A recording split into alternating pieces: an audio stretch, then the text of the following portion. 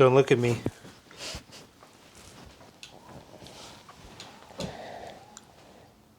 Surprise.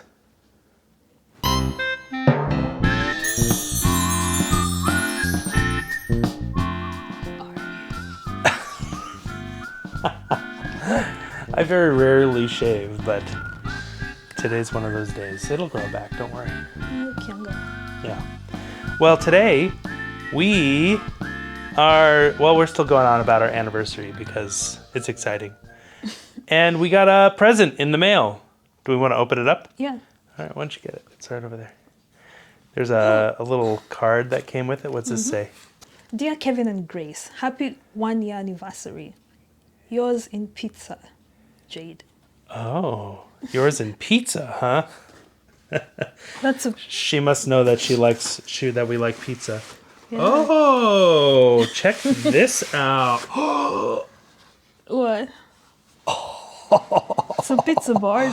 It's a pizza peel, but look what's on it. Oh, that's so That's cute. awesome. Jade, thank you so much. Oh, It's wow. so cute. Wow. You see, it's our little logo there, and I don't even think we should use this for pizza. We should just hang it up somewhere, huh? Mm-hmm. Yeah, we'll have to think about Maybe in where the we can kitchen. hang it up. Wow. I mean, this should be the whole episode. All right, well, thanks for tuning in. See you next time.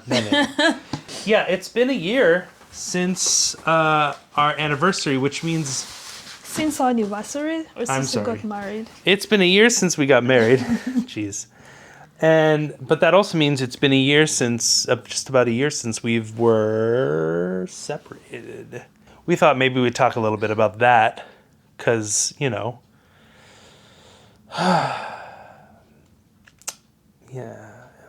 just a lot of things. I have a lot of rage still. Are you gonna cry? No. Okay. Should I? No.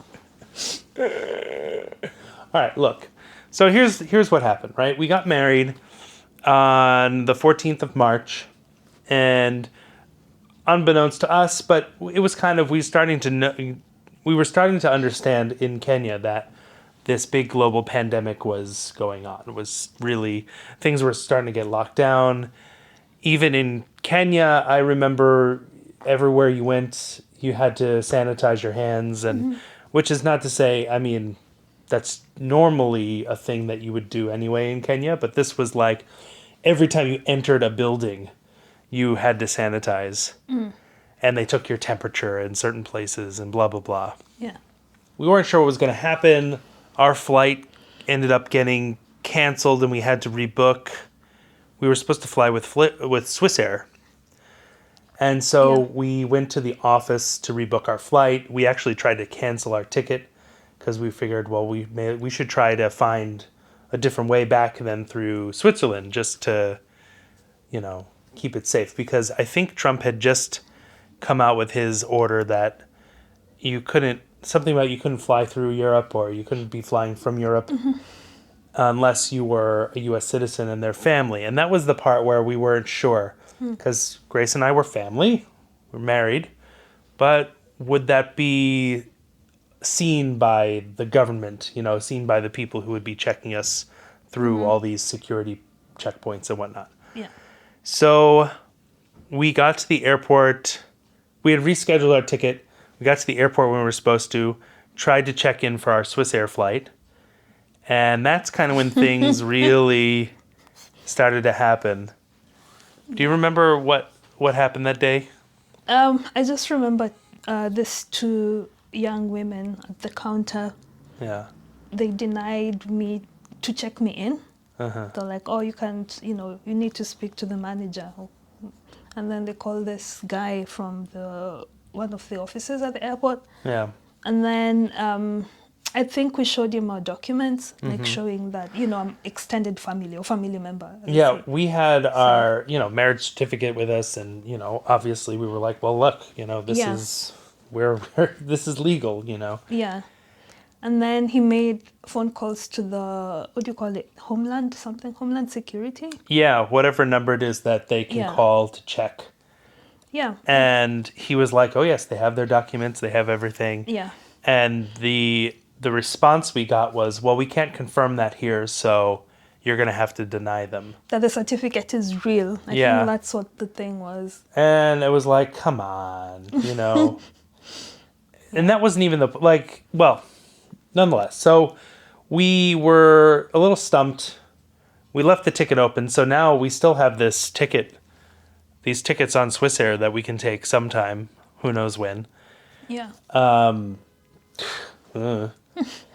And then we ran around the airport trying to figure out what we could do. You know, we went to Kenya Airways. Do you Yeah. have any flights that are direct nonstop to New York? They have one flight, but it was very expensive. Yeah. And we don't have a lot of money at all. And I even called my mom and I was like, what do we even do at this point? And she was like, well, it's too expensive. You know, like there's nothing we can do about that. A ticket was like what, $3,000? It was, Dollars yeah, or it was a something. lot. It was a Just lot. crazy. And then we weren't even sure if that was going to work. Mm-hmm. So we kept looking around and somebody tipped us off that maybe Emirates would have a flight because they fly through Dubai and they don't fly through Europe. So we went to Emirates and we were like, we want to make sure that we're not going to get caught up in this thing. Is this going to be okay? And the guy was like, yeah, this should it's be fine. Should be no problem. I even think he called somebody because, he didn't want to just say it up by himself. And we had 2 tickets for the next day on Emirates via Dubai. So then we had to go back. My mom and some other family, they were still staying in Nairobi, so we had a place that we could stay. Yeah. And then the next day, we went back to the airport, did it all over again, and we got onto this Emirates flight. Yeah. And do you remember how you felt? I was relieved. I was like, okay.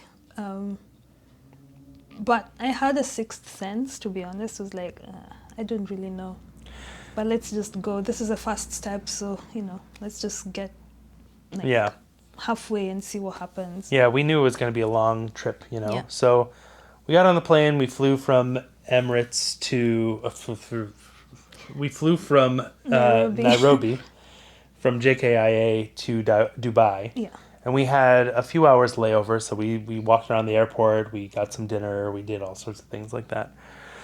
And then it came time to board, and that's where we hit our roadblock. Yeah. And these people wouldn't let Grace onto the plane. And then I just got, I don't know. I mean, I was tired and everything, and I was like, no, you can't do this, We've already flown this far. And so I was calling people, I was on the phone, and they had taken her passport, Yeah. and You were causing a scene too. we caused, I was very much an indignant American. It's probably the only time I've ever, while traveling, been like, you can't, I'm calling my government, you can't do this. I called the embassy in Dubai, and some guy, because it was like 2 a.m. or something in Dubai, this guy was like, what do you need? I was like, look, Yeah. this crazy thing's happening. And eventually, they had taken her passport. We were a bit worried about that. So, and I think I needed it to talk to this guy at the embassy. So I was like, look, I convinced these people to give me the passport. Yeah. And they were like, oh, okay. And they handed me this passport. And so I gave the embassy guy all the information, and I was like, so that's our deal. We'll figure it out. So at that point, for some reason, we needed to leave the secured area where the gates were.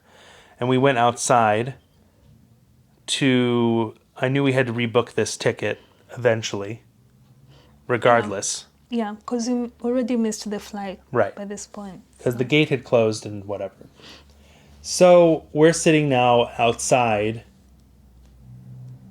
and it's pretty quiet. Yeah. And I'm trying to call people I know in New York. I have a friend who works in the airline industry, so I called him.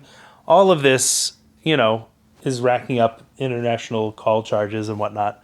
But I was like, I was determined to figure out if there was something we could do because it didn't make sense for me to.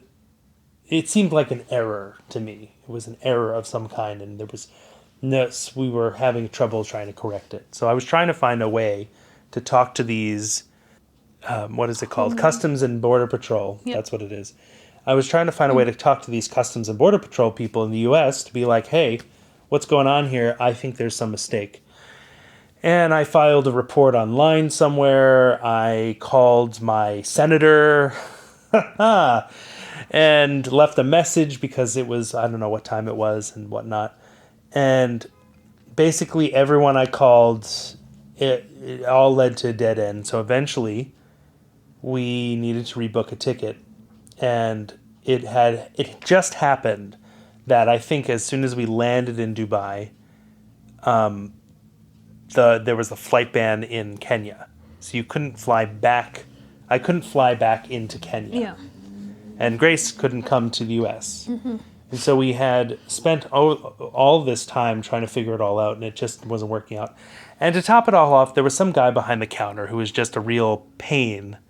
I remember him. He was Oh my God. just not interested in helping us at all. Eventually, this Kenyan guy, I guess, overheard us talking, and he Yeah. was like, "Oh, I will help you. Oh, Come over okay. here." Yeah. And he was just he was very sweet to us. He really Yeah. was. You must also say that at this point you were willing to go back to Kenya with me because Yeah. I wasn't allowed to go to America. And then this Kenyan guy is like, "Oh, our president Uhuru has just said like non-Kenyans are not allowed. Yeah, So the only option we had now is just for me to go back to Kenya without you. Yeah. And at the same time, I couldn't go to America. So, Yeah. you know, and we just wouldn't. We had no clue, how long it was all going to take or anything, and even just getting those tickets. I remember we had to rush. I don't know if it was my flight or your flight, but one of the flights was like very close, and so yours. They was had very to- fast. somebody actually walked us through security, I think. Maybe this guy did even. Or he handed us off to somebody. And we got through security again. And that's where we had to say goodbye. She had to go to somewhere else. To get a Kenyan ticket. Yeah. And then me, I had to get on this plane. Yeah. And yeah, I remember finally getting into the gate and they checked everything. They checked what they had to check. They did, I don't know, it was a whole bunch of whatever. And I remember just standing in the gate waiting to board the plane and looking around. And first off, there was just like hundreds of Mormons, which these were like Mormon missionaries. Mormon missionaries always wear the same thing. They always wear the white shirt with a tie and a name tag. And so it was like a convention. Because these, apparently I learned later, this group of Mormon missionaries had to leave Madagascar. And they were on their way from there. They would flown through Dubai. And so it was sort of comical for me. And not ironic, but it was comical. And I had this moment, but I was empty. I was crushed, But then what happened to you? So I think I went with you. I said goodbye, and I had to go to a different terminal. It was like 30 minutes walking. You're just walking. You don't know what you're going to expect on the other side. So they asked me to go and get a new Kenyan ticket at this place, which I later realized was like, it looked like a prison. Yeah, because people were being arrested there, and people like me who are not allowed to go to America. I remember seeing mostly Asians, they look Indians, and many Nigerians too, So that confiscated, oh my God, the passports, and they had to go to this place to get it, But I had to go there specifically to get my air ticket to Kenya. So I went, did that. After that, there was a long wait. I think I waited for an hour. You're emotional. You don't know what's going on. I was crying like crazy, People just staring. So I got my ticket and I had to do another 30 minutes walk back to where the plane was. That was crazy. And this was like, I don't know, 4 a.m. in the morning. You haven't slept. You're separated. Yeah. So I went to where, people said there are no Mormons. There are just many Kenyans, they're mostly looking sad and, surprised because they don't know what's going to happen next. Are they going to come back? No one knew how long the ban was going to be. Yeah. So I went to Kenya, landed. I don't even have a memory of what time everything was. Yeah. Yeah. It was a crazy time. I remember because we walked together to my flight, and I remember you said, "Let's just say goodbye quickly because It's not. crazy. It's all going to be over if it'll all come flooding out." So Yeah. we had a very quick goodbye. I landed back in New York, and I had to go for additional screening for CDC for what do you call it? Quarantine. For the Yeah. COVID stuff. They wanted to check the temperature and whatnot. And actually, then they told me I didn't have to quarantine. So because at the time nobody really knew, nobody knew God. anything. You Yeah. know. So, and although in hindsight, I mean, it probably was fine because COVID was not really that big of a deal in Kenya. It's just that we'd been traveling. Yeah. So, yeah, it took me some time to get through, and I get out. And actually, as a side story, when I got out, I was like, I'm just getting a cab home. I'm not going to deal with the train. I don't want to deal with any of that. So I got a cab. And as we're driving away, I already knew in my head, oh, this is going to be at least a $50 cab ride. And as we're leaving JFK, the cab got a flat tire. So he pulled over, and I was like, okay, sitting in the back, like, well, maybe this will take a second, whatever. And he's trying to call somebody to come and help. And I was like, overhearing a little bit, and I was like, what's going on? I was like, well, so what's going on, you know? And he's like, well, I can't change this flap myself because I have a bad back. And I was like, oh, well, I mean, if nobody's coming, I don't mind. I can change this flap for you. I had just gotten off this long 17-hour flight, whatever. Was it 17 hours? I don't Yeah. know. It was very long. Yeah. And I hopped out and I helped this guy. First, I had to figure out how to get the tire out because it was kind of underneath the car in a weird way. And then I had to, take his tire off, change it. And he was just like, this is like, he ended up getting a call back finally. They were like, oh, are you still there? And he's like, it's okay. My passenger changed it for me. And I ended up getting a free cab ride home. That's pretty cool. Because I didn't have any money or anything with me either. I was like, I don't know how, I'm like, I can't charge my way for the next, because there was no work, no nothing, And it just was one of those things. So there were little sort of miracles along the way. Yeah. That, that helped. It helped. That was good. So my experience about cabs as well. So I got to the airport. It was crazy. They said I should do a 14-day quarantine, like just be by myself, but no one followed that. Mm-hmm. And so I got on an Uber and people are calling me like, what's happening? What's going on? And one, I have to say this, particular person was so discouraging. They're like, oh, you should start preparing or thinking about, Kevin divorcing you. I'm like, why would you tell someone this at this particular time? Like, just start preparing yourself. This is how evil people can be. And I was like, okay, one thing at a time. I just need to get home now, deal